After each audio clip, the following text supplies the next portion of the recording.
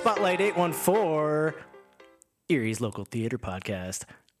I'm your host, Ryan Dolly, and I am in the studio with my co-host, the lovely Brenna Thomler. Hi, people. Hey. I have nothing else to say other than hello right now. Yeah, it's got off to a late start this morning.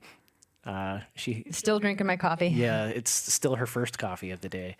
I only ever have one. Yeah. And You don't understand that concept. I don't. I have way too many coffees.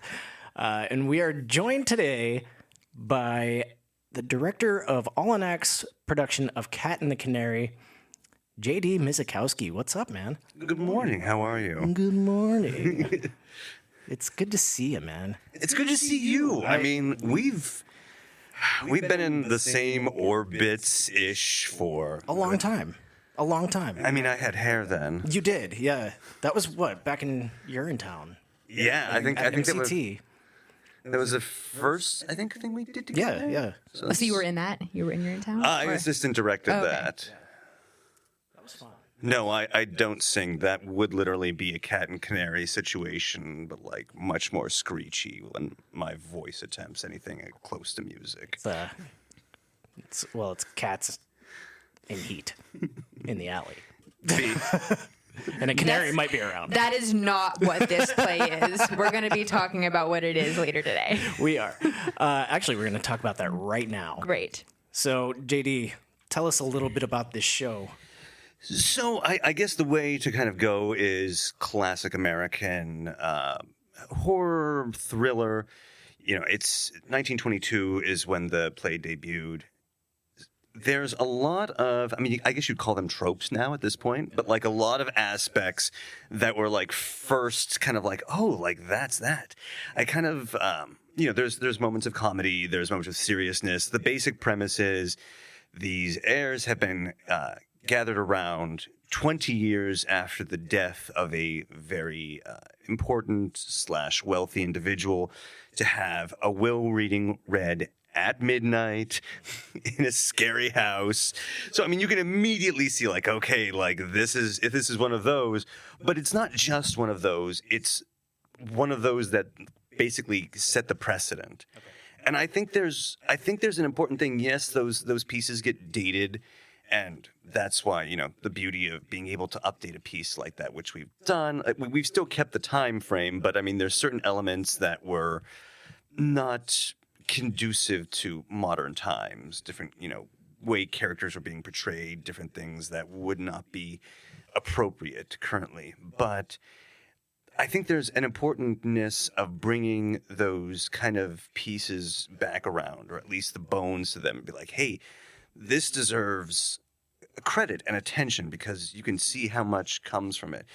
And a lot of people are like, this is very Scooby-Doo-like. And I'm like, Scooby-Doo, I love Scooby-Doo. Right, but I was like, no. It's not very Scooby-Doo-like. Scooby-Doo is very Cat and the Canary-like. Because you can see, like, okay, you know, especially, we were just discussing this before we started, you know, there's been a number of films, you know, so the people that would have literally created Scooby-Doo would have been growing up on these pieces. So, you know, the character who's, you know, around in a mask, who may or may not be who you think it is and is trying to frighten people, you know, secret passageways, trap doors, those are all conventions that are with the piece. So to get back to the main story, you need to keep me on track because this is me. That's your job. That's my job. You don't ask me to keep anybody on track. Don't look at Ryan. So I will take you so far off the rails. So they get invited to the house. The heir is named very, very early on. But there's a codicil in the will, and they say very specifically that if anything happens to the heir, or if they are found to be of unsound mind, because there's supposedly a streak of madness that is in the family, that another will be read with a different heir to be named. So you start seeing all the other characters kind of playing with, like, spooky stuff does start happening. But you also see the other characters taking advantage of that, of who may not be involved in the spooky stuff, to kind of push her to that edge of madness. You know, so things are happening, you know, and then all of a sudden, you know, people are disappearing or things are disappearing, and then all of a sudden she's the only one in the room when it's happening. So the other characters are like, well, we're not seeing it. What's going on with her? Oh, it looks like that streak of madness is happening. Time to open the other will. So in working on something like that, is it tricky to try to fool the audience? Yes. In believing other things? I mean, so like I said, it's a public domain piece. I did an edit of it, and I think I've been one of those people who's I grew up on Columbo. I grew up on, right. I mean, I grew up on Columbo, Spencer for Hire, all those. Especially in the 80s and 90s, we had nothing but a plethora of murder mysteries every week. So I think I have an adequate understanding of, this is where to throw in a red herring. Mm-hmm. This is the moment where we can make it seem, maybe just give this character a little bit more motivation than maybe was in the original text. To make the audience be like, oh, okay, it could be them. They've got a reason. And that was a big thing when I was doing the edit. It was a twofold thing. One was making sure that everyone had a very clear reason of why they would want to be the money or the heir. So is that none of that written in the script? That's not up really. To the director? It was that part in the original text was a little flat. Okay. So I mean, in editing it and trying to make it better, and of course you give the author full credit, and list the author's full, in the title it just says, freely adapted, as it is a public domain piece. But, when I was looking at it, I was like, okay, what are we going to try to do to make it a little better in my own way? Because I'm not a writer. But I looked at it and I said, okay, well, we need to make sure that each character has a clear reason for wanting the money and that we're explaining that. So whether it be the one character is dead broke, the other one is very much expressing that they want the money to expand certain ambitions. And the other one is just kind of I hate all of you. None of you deserve the money. And, I deserve it just because you're just all very, very weak young people. So that was kind of part A. And then part B was a lot of the characters were very flat. So I kind of, to lack of a better term that I would put it, I Christied them up. Agatha Christied them up. So even if I just put a basic thing and I said okay, this character is, the drunken gambler guy. This and that led to a lot of little things oh, we can do this with them. We can do, it gives them this motivation. They're now playing with cards instead of just doing nothing with their hands. And then this character, she's a pilot. So she's very much has that Amelia Earhart look of the 30s, and then, the main protagonist, she, in the original text, they list her as an illustrator. Which is okay, that's all right. But then I was okay, I'm going to make her yeah, that's all right, Brenna. It's just all right. Thank you so much. But it's all right. Hey, it's an amazing talent. But I wanted to. But we're just really not interesting. You are absolutely very interesting. But I wanted to make her a convention that wouldn't be as acceptable for the times. Uh-huh. So I made her a newspaper photographer. Okay, gotcha. So for that, that would be something where they would be no, that's a guy's job. Uh-huh. And that, makes her a little bit more interesting in that way. Being an illustrator is also an amazing thing. It's all right. Listen, it's fine. I get this every day. I would still be drawing my son in the corner of the page, and a couple of little scratchy lines is the best that I could do.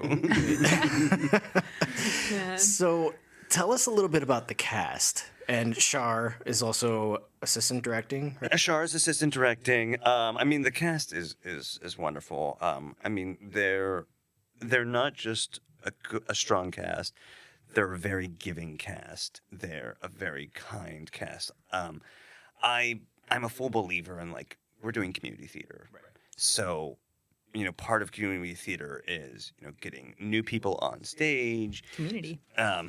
So we have a lovely individual named Matt Dante who is a little bit.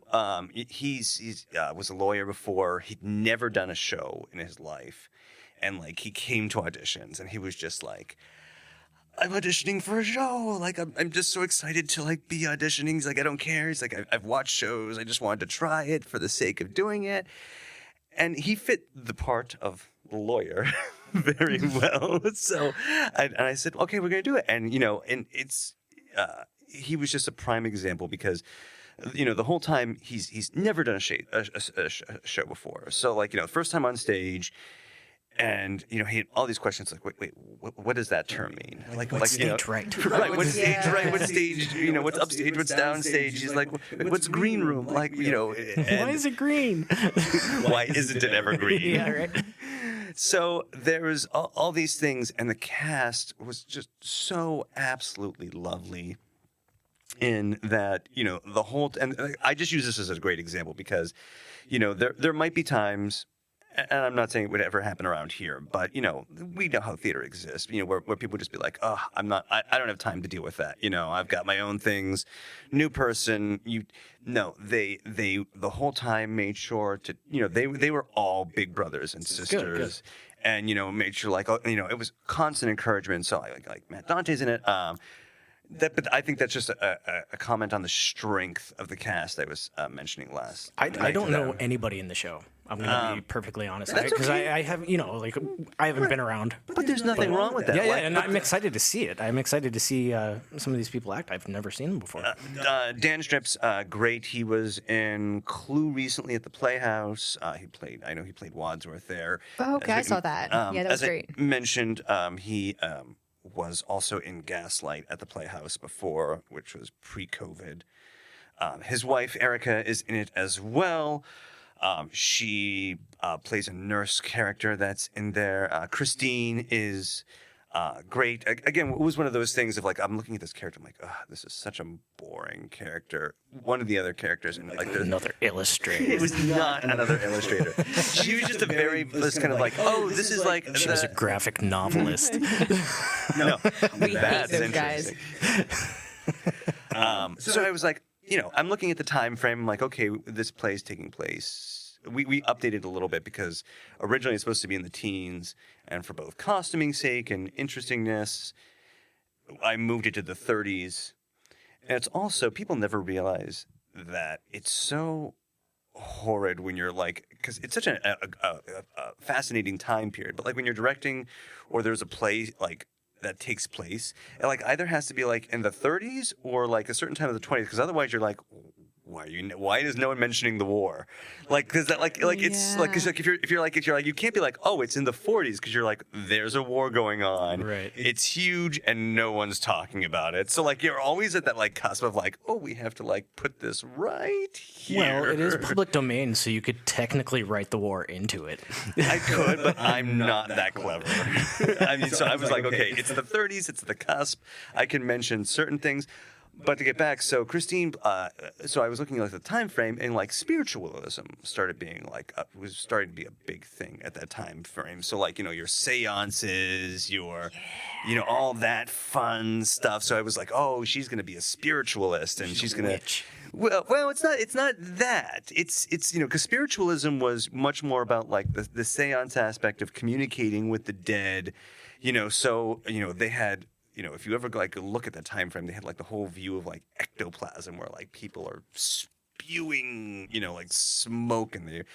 But again, it was like one of those very easy things. I was like, oh, I'm going to make her a spiritualist, and she's going to, like, the spirits are communicating with me, and they're telling me this, and the house is evil, and so I think that's a really. She does. I gave her nothing. As far as the text was there, it was very flat. I didn't do much. I'm not a writer, but she brought it out so well of like what she did with it. And then like in the second act when she goes full Karen is just amazing. Andrew's great. He plays this very nebbish character who's very, that kind of nerdy, conventional character, but, still has an interesting arc to him. Tori Snyder, who plays Annabelle, is the character which everything is kind of revolving around. she's the one, and I'm not really giving anything away. She's the one that is named in the will for the inheritance, and I mean it happens in the first few minutes. And Natalie is playing the housekeeper, who again, it's one of those characters that like, okay, it's there, she exists in the original text, but how much is she fleshed out? She's a housekeeper who, after the master of the house died, stayed on and took care of the house for the next 20 years. Sure, it's job security, but come on. I mean, you've got to have a lot going on upstairs if you're muddling about taking care of a house that no one lives in for 20 years. It's true. Yeah. There's character elements that even if they're not in the text, you're like, okay, like I want you to play with this. Like you have been living in this house alone for 20 years. I like that actually. Yeah. That's pretty cool. Yeah, I mean, it sounds like a great cast. The premise of the show is awesome. I mean, like it's. What movie did you say it reminds you of? Well, I mean, I just read the Current movie. description Yeah. on Wikipedia, but like it's a Knives Out vibes, like Oh, the yeah. reading the will. Everyone the family gathers, and Absolutely, and I think that's why it's important. I love Knives Out. I mean, I went and saw it right before it was like it was like the first week is it wasn't anything at the time, and then all of a sudden you're like, this is amazing. I haven't seen it yet. Oh my goodness. That might be my watch this weekend. It should be. Like, it is one of the best murder mysteries that has ever been done, in my view. But and you look at it, and it's very similar. I think you're absolutely right. Because, like, they did very simple things. Like, everyone had a very clear motivation of, like, why they would do it. But they also had very clear, like, oh, like, this is that character. Like, he's the nephew that's like charming and but he's also a little bit, of like, just kind of reckless. And then, you had they also had the housekeeper or the nurse. And, she... And the illustrator. But, I mean, they had Jamie Lee Curtis in that movie is... Oh, she's so good. But, like, Knives Out, if you've not seen it, I would also recommend for your watch list, I would recommend Gosford Park. Okay. It's probably 10, 15 years old. What's his name? Who did the original MASH movie? Alan, I forget. But the director of MASH, it was his last movie, and he's like, no, but this is just a movie about British class system in the 30s, in a big kind of spooky house. And it's like, yes, okay, it is a British class system movie, but you also just made one of the best murder mysteries that has ever been done and that cast is Michael Gambon, who just passed. died, yeah. He is one of the lead characters in that, who basically everything revolves around, as far as that, like, Judi Dench? No, not Judi Dench. Also Harry Potter, McGonagall. Maggie Smith. Maggie Smith is in it, and she's amazing. Yeah, Gosford Park, Knives Out, if you want, like, a double watch list to, like, prep yourself for Cat and Canary. Okay. Watch those. Good to know. Yeah, great Rex. Yeah. We are going to find a time to go maybe next week if we can. Cat and the Canary. You guys opened last night. How'd it go? Very solid. I mean, they did a great job, and we had a very good audience.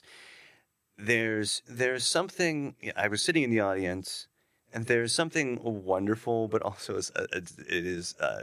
Dan Stripp was mentioning it last night about the double-edged sword, because when you're doing one of those shows, and especially like, All in Act is a still fairly intimate space, you're getting a lot of, hey, did you see that? Like, do you think it's that person? Like, no, it's that person. Oh, that person's definitely going to die. A lot of whispering. They're all like doing it right next to you. I mean, that's part of the murder mystery experience, though, isn't it? It is, Like, absolutely. Trying to figure out what's going on. I mean, there is absolutely, it is part of that. So, like, while I understand, like, actors might not love that as much, there is also something so cathartic that you're resonating with people, like, so close to you. It is a it is something that I don't know that we, like, even with, like, murder mysteries, like, in the theater, at the movies, that we get anymore. That live production still like they resonate with you. They hit you that much that you're like, I need to say that. Or there's one or two jump scares in the show. And Love a good jump scare. Yes, everyone loves a good jump scare. But there's one or two, and then when people get hit with that, and then all of a sudden they start to like laugh or something a little bit because they're letting out that like nervous energy. tension, yeah. And there is something just like that does hit you in a different way, especially being in the audience with everyone, part of that shared experience that you don't always get with other theater. That's why I mean, I hate when people are like, it's the horror genre. Like, no, horror is not really. I mean, it is, but there's so much that you can do with horror and thrillers. It's not narrowed down to like, it only has to be like Michael Myers, like Freddy Krueger kind of things. Yeah. There's so many different elements that you can do, and normally you can also convey so many messages with it as well. The Wikipedia article calls this a melodrama. Oh. This is just the genre they give. I mean, that's also like how they list it, like on the original like play script. It's like a melodrama in 3 acts, and you're like, oh, that's just I'm never putting that in any promotional material. Who wants to see a 3-act melodrama? That was a convention at the time. And it's not. I mean, it's 3 acts. The way we broke it down is really into 2 because, like, in the 20s they just didn't believe in scenes. They're just like, it's 6 acts. Like, it's really 2 acts with like a couple of different scenes. You really just wanted people to go get like popcorn a lot. I think we've pretty much covered everything. When does this go to? When's the last night? The last night is the 15th. So we have this weekend, next weekend, the third weekend, which that weekend starts on Friday, the 13th. Oh, yeah? In October. So It's going to be my day. Friday the 13th in October, and then the 14th, and then we close on the 15th. Okay, cool. And then there's a couple weeks off, and then All in Act has Jake's Women after that by Neil Simon. So that was one of his later pieces. And that's opening 2 weeks after Cat and Canary No, I closes? think it's 3 weeks. Oh, okay. I was going to say, that's a quick turnaround. Yeah, I think That's it's still a quick turnaround. Yeah. Well, I mean, 3. Yeah, I mean, that's the nature of the beast and calendar making. I mean, I pity anyone, at any of the theaters that like has to sit there and look at a theater schedule and be like, here's the amazing schedule we've made. You forgot about that holiday. Yeah. And then, You guys have a pretty like intricate set for this show. What are you guys going to do with that when you change over? I mean, as far as I'm aware, a lot of it will be struck. I mean, for mostly, most of the shows for All in Act is a full rebuild, full teardown, depending. I mean, we use a little bit more of this from Golden Pond, from the previous show, the basic initial superstructure. I mean, they had stairs and things that we don't have. But Superstructure is such a cool word. right. Or phrase or whatever. But 2 words. For Jake's Women, because it is such a piece that is about in his head. It's a man looking back in his life and the women that have been part of it, whether it be exes, therapists, moms, kids. So being that kind of nebulous play show, it's really up to date, but I mean, that's something that I think he's going to go a little bit lighter as far as like the needs for the set, just because it can be that kind of open. Sure. Awesome. Well, I think we're going to take a quick little break, and we're going to be back. We're going to talk about what else is going on in the community, and like there's some high school productions coming up That I've not mentioned yet, so I'm going to shout those out today. We've got Young Frankenstein and Evil Dead opening in a couple weeks, next week. So yeah, we got some stuff to talk about, and we will be right back.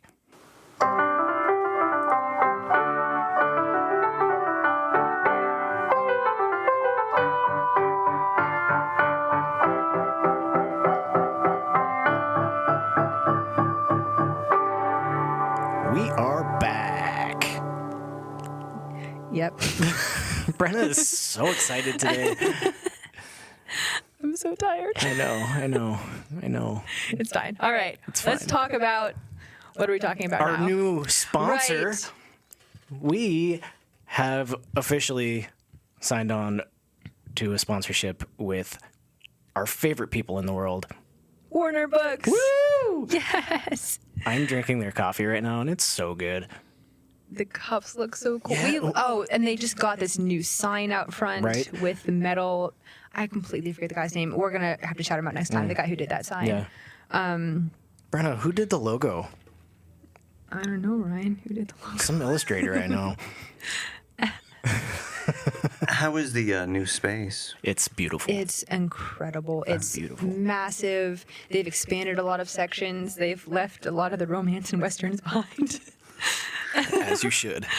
They have a whole new space for events to happen. Of course, their new cafe in the back. Yeah. The fireplace in the front. Lots the of seating seating. section, Yeah, yeah. so you can go there 7 days a week and work.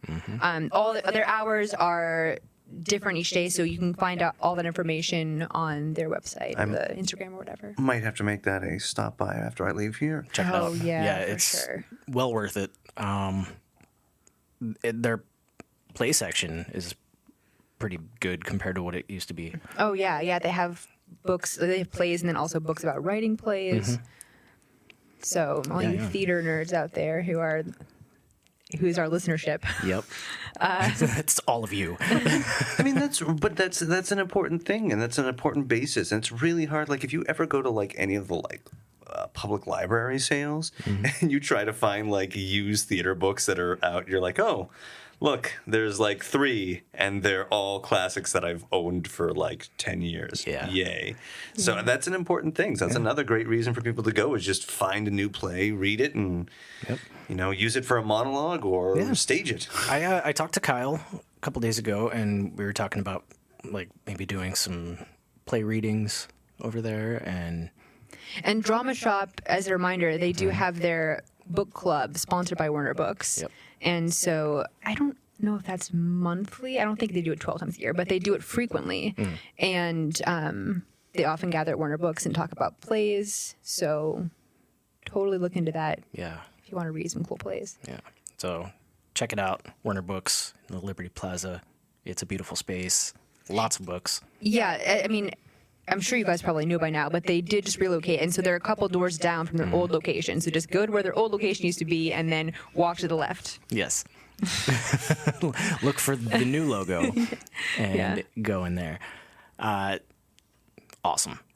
We love those guys. And we are so excited to have this partnership with them. So it'll be fun. They're my favorite business in Erie. I agree. Please go and show them your support. They're the best. They really are. Well, I love how much that Erie, especially the last few years, I feel, and maybe you notice it as someone who's moved back to the area, we've really started to embrace our Erie-ness. Yes. And I think small businesses in Erie, like it took a while for that to take off, I think, to get popular. And it's happening now, and I'm excited about that. that we're really taking pride in certain businesses where like this is ours, like Warner Books I think is definitely one of those places that like this has been around forever. It deserves our like love and attention, and we need to like keep it going because it's something that has become a bedrock as far as like local community things. Yeah. Like, you don't need Amazon. You need Warner Books. And Warner Books especially, but so many businesses in Erie are becoming more involved in the community in the ways outside of their business. Like Warner does the book fairs, and they do writing things with children, and They're doing the tree festival. yeah, they do a lot of festivals. Leaf. They just built a free little library for outside an elementary school. Like, they do so much that they don't have to do. And I see that from multiple businesses around town. Is just like going the extra mile and contributing to the community. Oh, absolutely. I mean, yeah, there is a huge number, and I think I personally think Erie is on a revitalization thing, and theater is a part of that as well. Absolutely. But I think that is a huge aspect, is how much those places have decided, like, we're here. We're part of the community. We're not just here to make money. We're here to enhance everything around us. Yeah. You know, with things like a little library, which, I mean, that wasn't a thing when I was a kid. Right. Right. Yeah. So I'm so excited to be partnering with them. They're great people. They really are. Yeah. Thank you, Kyle and Lauren. Yes, we love you. So we have all kinds of stuff going on in the community right now. Beautiful's is closing this weekend. As is, the Brother Size, right? Brother Size is closing this weekend. Yep. Which was fantastic. I'm so happy I got to see those guys after that interview last week. Yeah, it was a really good show. Yeah, it was great. They had one of the best line flubs I've ever seen. Is it Nicholas? Yeah, Nicholas Gore. Yeah, so Nicholas, his character says he's supposed to say you snore when you sleep, but he said you snore when you piss, and like everybody on stage lost it, and that's like right before Aaron's character is supposed to like blow up. And they're both sitting there cracking up on stage. I don't know that I've ever seen people break during a performance. I have. I've broken before. I had the hiccups really bad when I was in Robin Hood in Korea. And I came out to sing my first song as Robin Hood. And right before the first note came out, I went... Okay. So if we're doing this... We're doing this. Let's do this. So this is Josh, still here. Hi, Josh. Thank you for allowing me to remain. I'm going to tell my most embarrassing theater story. So a fresh, young, flowy-haired Josh, thinner, doing his first show at the Playhouse. I was 18. I was doing West Side Story. I was playing Chino. So I come out at the end of the show. Spoiler alert, and the character of Chino kills the protagonist of Tony. So I have the gun in my hand, and they had me like walking through the aisle, slinking, and then I jumped up onto the pit and slink through, and I'm supposed to pull the gun out and shoot Tony. So I pull the gun out, and I go to fire, I pull the trigger, and it goes click. And I pull the trigger again, and it goes click. And again, and it goes click. So, stupid 18-year-old me grabs the gun with both hands firmly and shouts, bang! What else do you do? As loud as I can. The audience, at the most important moment of the show, arguably, goes into uproarious laughter. Yeah. Like that would set me off, I think. Coming back, like Laurie Green got the show back moving the way it should be, but like coming back from that, I'm just like, I always tell everyone, like, listen, especially, now that I do much more directing than I do acting, I'm like, no matter what you do, it's not going to be as bad as the Bang story. So just take a deep breath and keep going, and you're just fine, because you're never going to ruin a show like I did. That is hilarious. Awesome. The Bang story. But the guys did get back on track. Aaron found his motivation to get angry even after that. That's good. Yeah, it was an excellent show, and we thank them so much for putting on that brush up for us, so the cast of Beautiful could go see it. That was fantastic. I wish we did more of that. We need to. And next week, Young Frankenstein opens. Right. At yep, the October Academy 6th. Theater. Yeah. And that runs through the 22nd. The Academy. And then Evil Dead is opening soon at MCT. October 13th. Yep. And that'll be fun. There's a splash zone, and that's going to be at Voodoo Brewery. Yeah, the compound on Bessemer Street, I believe it is, down in Meadville. Yeah. So, yeah, the brewing facilities. Yep. They've been building the stage. I've seen progress on that. Yeah. So it's not in the theater? No.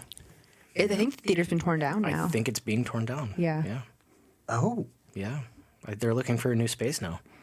Yeah, they just did Light and Odd Spaces my dad and Beth Watkins worked on that piece. It was like a very collaborative piece, and it was about everything that had happened in the Oddfellows building over the years. And they interview people from the community and all the stories because it's the end of the Oddfellows. I honestly did not know that. That is terribly sad. Is it just like they condemned it? Because I mean, I don't know. The building was falling apart. Yeah. I mean, but that theater's been there a long time. Yeah, that's where I went to preschool. Is at the Oddfellows? Yeah. I hope they are able to find another space in some fashion. I'm sure they will. Yeah, we'll find out more about that. I mean, they have a whole new season announced, so they're going to have to be performing somewhere. Yeah, I mean, they're holding auditions for their next show. Well, there is very soon. What's or the they already did? The one place in Meadville, they do theater there occasionally. It's The one we saw. the Gardner Theater. yes. The MCA, Yes. Meadville Council on the Arts. I wonder if they're doing It's a nice anything. little space, actually. Yeah. I mean, it's smaller than what they're at, Yeah. but I don't know if I wonder. I mean, I would think that would be the immediate thing, but I have no idea. You'll have to have someone on from there. Yeah. Ask them could what do their that. plans are. Well, I don't know. I mean, the stage that they're constructing for this, is it going to be a permanent installation? I assume I don't know. they would be doing all that work just to not keep the stage there. Like, keep it there and do shows. I feel like they could keep it there and like have bands and stuff. Yeah. Which, that would. And then also shows. Yeah, But I guess why not in the winter. Not in the winter. but- Yeah, it'd be very cold out there in the winter. What else is coming up, Brenna? Wait, let me grab my paper here. She's got it all. She's got it all written down. All right, it's basically the exact same thing I told you guys last time. This is What's on 814. What's on 814? All right, so yeah, as we said, Young Frankenstein is opening at the Academy on October 6th. Evil Dead opens October 13th, and that's going to be at the Voodoo Compound. Drama Shop, The Brother Size, is closing this weekend, so by the time this episode comes out, you will no longer be able to see that, so shame on you if you haven't. Shame. For shame. Shame. Okay. But they do have The Convent coming up, and that is opening November 3rd. It's a little early, but just put that on your radar and go and see that. Beautiful is closing at the Playhouse, but we did mention that Misery is going to be next. I don't know when that opens. Misery. 3 weeks after, you said. 3 weeks after? So in 3 weeks. Oh no, that was the 3 weeks. 2 weeks. The 3 weeks was for Yeah, I think All in Act. I think they open like the 13th or the 12th. I am looking it up now. Yeah, look that up for Yeah, me. 13th. 13th. Friday the Also 13th. October Friday the 13th Yes. opening. Great. PACA, Peeved is now closed. However, they do have auditions for Striking 12, and those are going to be October 8th and 9th.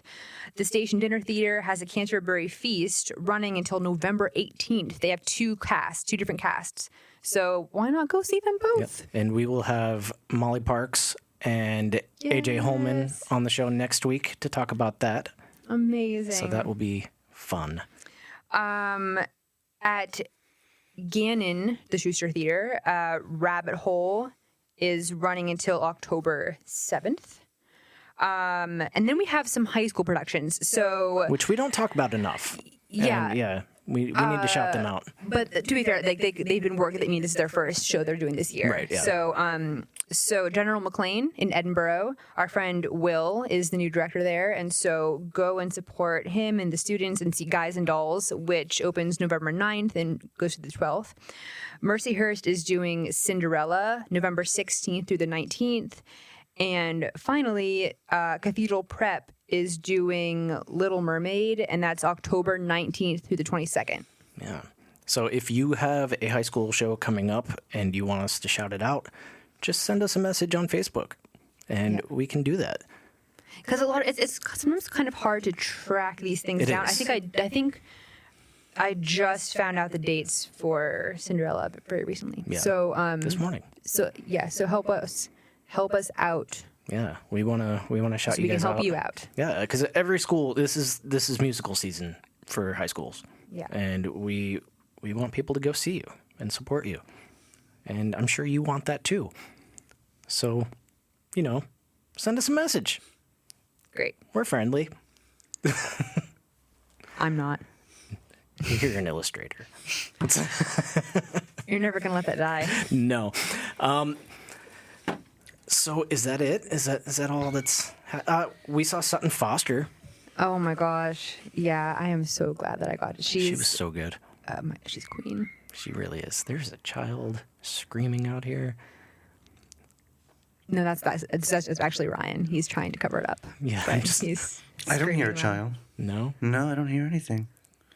Are you sure you're okay? No. Are you gaslighting You me? don't hear. I don't hear a child. I don't see a child. Nothing's happening.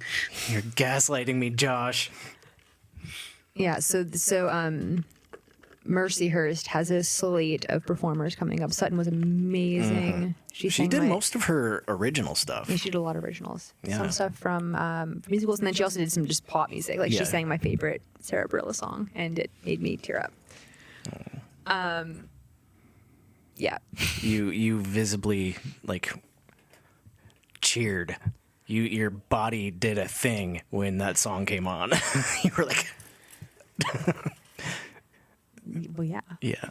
I mean, MIAC is a true treasure for Erie. Yeah. I mean, what they've been doing over the past 10 years is more than exceptional. That, the program and Dr. Johnson has brought in is, a town our size should not be getting the talent that we are Right. regularly coming in Right. as even part of that, and the fact that we are now we're getting them coming in. It is amazing Yeah. that we get performances like hers. I mean, we're getting Tony Award winning performers coming in performing in Erie. So many of them. And they did mention at the Sutton Foster concert that 150 students got free tickets. Yep. Like, that's a big deal. Yep, it is. I mean, we went and saw Aaron Tveit. amazing, Incredible. amazing. I mean, Alan Cumming is coming. With Ari Shapiro. Ari Shapiro. and it's Alan Cumming. I mean, movie, stage, television, Floop, the MC in Cabaret. Yeah, I mean, everything that guy, he's still young, as far as I'm concerned. So, like he's still at the prime of his career, and we're getting him in Erie. Yeah. Yeah. And it's just, I think it's so amazing, and I really think that, I mean, I know for some of the shows, tickets go, because they're only doing one show. Yeah, it's one night. It's one night. It's one and done. The theater, well, very large, still only holds so many people. I mean, it's not like the size of the Warner or something like that. But if you're a theater person in Erie and you see that like one of their shows has like open tickets, and you have a free night and you're not doing another show, buy them. Yeah. Go to that. Have an experience there. If you are in the area and you've never been to one of the MIAC shows from Mercyhurst, Go. go. I guess let's also mention that Jesus Christ Superstars coming really soon. That's October 30th and 31st at the Warner. We got our tickets front row, or not front row, fifth row. I've never seen Jesus Christ Superstar. I have, and I love it. That's like the only Weber show I enjoy. So I'm looking forward to that. Yeah. So I think that's about it. I think we I can think so. put a bow on this baby and get out of here. Yeah? Yeah? That's such weird ways of saying things. Okay. let's wrap it up. Okay. So I am Ryan Dolly. I am Brenna Thumler. Yes, you are. And Josh, JD Mizikowski, where can we find you on Facebook, and like where can we find you in general on social media? I don't do terribly much of that, but I mean, Where do you live? Tell us your address and your social security number. those are right out. But I mean, I try to stay as active as I can in my own ways of promoting as much of everything in the local theater community as I can. So I mean, you might not see me, but I'm the hand. He's there. He's lurking behind. I've got the eyes peering behind the portrait and the Scooby Doo thing that are watching you. Fair. Oh, Reggie. Okay, it's time to go. All right. See you next week, everybody. Bye, Erie. Bye.